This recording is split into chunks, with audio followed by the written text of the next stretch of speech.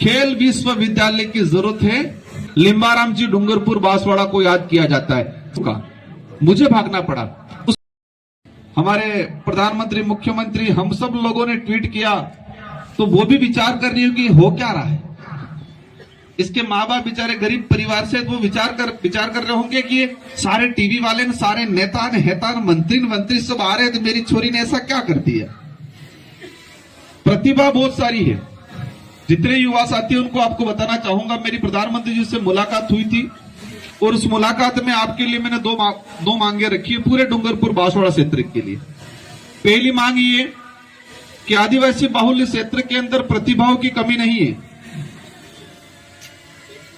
और हमारे भारत देश का जो खिलाड़ी विश्व में जब वर्ल्ड कप होते हैं, क्रिकेट को छोड़ के इसके बाद एथलेटिक्स में जाए, बॉक्सिंग में जाए, गोला फेंक, भाला फेंक में जाए, तो वहां पर हमारे इतने जो गोल्ड मेडल जो मिलने चाहिए वो नहीं मिल पाते। एक छोटे छोटे देश के लोग, हमारे देश के अंदर 1 अरब 40 करोड़ के आसपास पॉपुलेशन है और इतनी पॉपुलेशन वाले इलाके में अच्छे क्वालिटी वाले खिलाड़ी नहीं निकल पाते। और एक छोटे से दो देश जहां पर 2-3 करोड़ की पॉपुलेशन है, 5 करोड़ की पॉपुलेशन है, वो लोग कई मेडल, गोल्ड मेडल लेके जा रहे हैं। तो हमने कहा है कि हमें यहां पर खेल विश्वविद्यालय की जरूरत है और मैंने प्रधानमंत्री जी को कहा है कि संसदीय क्षेत्र डूंगरपुर बांसवाड़ा में खेल विश्वविद्यालय खोला जाए ताकि प्रतिभा निकले यहां से। और प्रतिभा निकलेगी तो बांसवाड़ा डूंगरपुर का नाम रोशन करेगी तो करेगी, लेकिन देश का भी नाम रोशन करेगी विश्व में जाके। जैसे लिंबाराम जी ने तीरंदाजी में जाके पूरे देश के अंदर डूंगरपुर बांसवाड़ा को अलग अलग नजरिए से जाना जाता है, लेकिन एक सबसे बड़ा नजरिया है तीरंदाज का नाम आते ही देश के अंदर लिंबाराम जी डूंगरपुर बांसवाड़ा को याद किया जाता है, जयंतीलाल जी डूंगरपुर बांसवाड़ा को याद किया जाता है। तो इसी तरह हम अन्य क्षेत्र के अंदर भी कोशिश करेंगे। स्किल डेवलपमेंट को लेके भी मैंने डिमांड रखी है कि इलाके के अंदर, अलग अलग इलाके में स्किल डेवलपमेंट को लेके केंद्र खोले जाए। तो इन सारी चीजों को लेके अपन प्रयास करेंगे। मैं आप सबको अंत में 2-3 बातें बताना चाहूंगा। उम्र जो है, ये टाइम जो है, मतलब एक तो अपनी उम्र हो गई और एक दिन का जो समय है, सूरज उगता है वो रुकता नहीं है, चलता ही रहता है। हमें उसके अनुसार भागना पड़ता है। जैसे कि मैं भाग के आया, मैं रात को कहीं लेट कार्यक्रम था, लेट पहुंचा, सुबह फिर जल्दी जल्दी निकलने की कोशिश की, घर पे कई मेहमान आ गए तो जल्दी जल्दी मुझे भागना, ये सूरज, ये समय नहीं रुका, मुझे भागना पड़ा उसको मैनेज करने के लिए। तो वही चीज उम्र में है कि उम्र चलती रहती है। बाल्यावस्था से युवावस्था, युवावस्था से वापस प्रौढ़ अवस्था, उस चलता रहेगा ये पहिया। तो सबसे बेस्ट जो पहिया है, बेस्ट समय है वो 17-18 साल से लगा के 30 साल के बीच का। हर व्यक्ति का जीवन निर्माण करने का जो बेस्ट समय है वो यही समय है, 17-18 साल से लगा के 30 साल के बीच में, कि उसको आने वाला भविष्य कैसे तय करना है, किसका बुढ़ापा कैसा होगा, ये तय 16-17 साल से लगा के 30 साल के बीच में हो जाता है।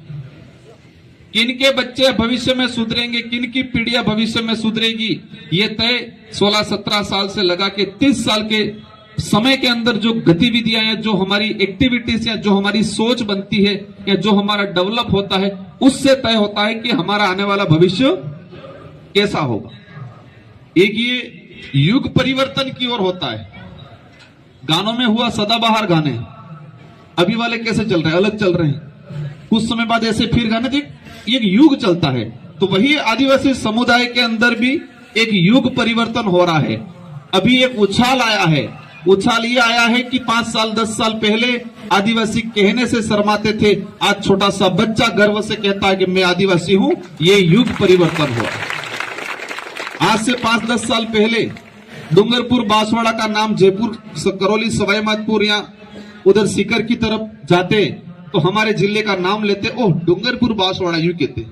और आज कहते हैं डूंगरपुर बांसवाड़ा, क्या बात की डूंगरपुर बांसवाड़ा की। ये परिवर्तन हुआ।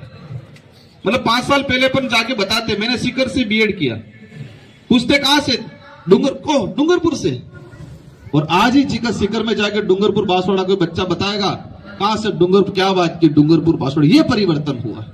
क्योंकि हमारे इलाके को कमजोर समझा जाता था, कमजोर है नहीं, कमजोर है नहीं। बस दिक्कत यह है कि हमको अवसर नहीं मिल पाता है, हमको दिशा सही नहीं मिल पाती है, हमको मार्गदर्शन देने वाले सही नहीं मिल पाते हैं, और असुविधा, भौतिक असुविधा होने के कारण हम लोग आगे नहीं बढ़ पा रहे हैं। लेकिन हम जी जितने जो समाज सेवी, जितने जो जनप्रतिनिधि बैठे हैं, हम हमारी ओर से कोशिश करेंगे कि आप पे जो मेहनत करेंगे, आने वाली पीढ़ी पे जो मेहनत करेंगे, अभी परिणाम मिले नहीं मिले, लेकिन इसका अवश्य परिणाम आने वाले 10 साल बाद मिलेगा, जो हमें आने वाली पीढ़ियों के लिए उज्जवल भविष्य का निर्माण होगा।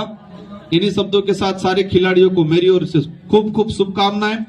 दिल से खेलना है, अपने शरीर को बनाना है मजबूत, खा पी के मजबूत, पौष्टिक चीजें खा के, 1 घंटा भी 5 घंटा भी उबारा शक्कर नहीं आवे, वो शारीरिक रूप से मजबूत बनना है। और जो शारीरिक रूप से मजबूत बनेगा, वही, एक बच्चे को चक्कर आ गए, शायद इसको इधर ले आना, शारीरिक रूप से मजबूत बनेंगे तभी मानसिक रूप से मजबूत बनेंगे। वही व्यक्ति दिमागी रूप से इंटेलिजेंट बनेगा जो शारीरिक रूप से मजबूत है। इसलिए खा पी के नशे पत्ते से दूर रहना है। कोई पानी भिजवाना हो, नशे पत्ते से दूर रहना है, पढ़ाई भी करनी है साथ साथ में, और हमारा गांव का आदिवासी समुदाय का, सागवाड़ा का, अपने माता पिता का नाम रोशन करना है। इन्हीं शब्दों के साथ मेरी ओर से सारे खिलाड़ियों को शुभकामनाएं। खेल की भावना से, नियम से खेलना है, और आयोजन कमेटी जो भी तय करे हमारे लायक, कोई इनाम हो या जो बाद में जो भी हो वो बता देना। मेरी ओर से जो भी आयोजन कमेटी तय करेगी वो मेरी ओर से दिया जाएगा। धन्यवाद, आभार, जय जवाहर।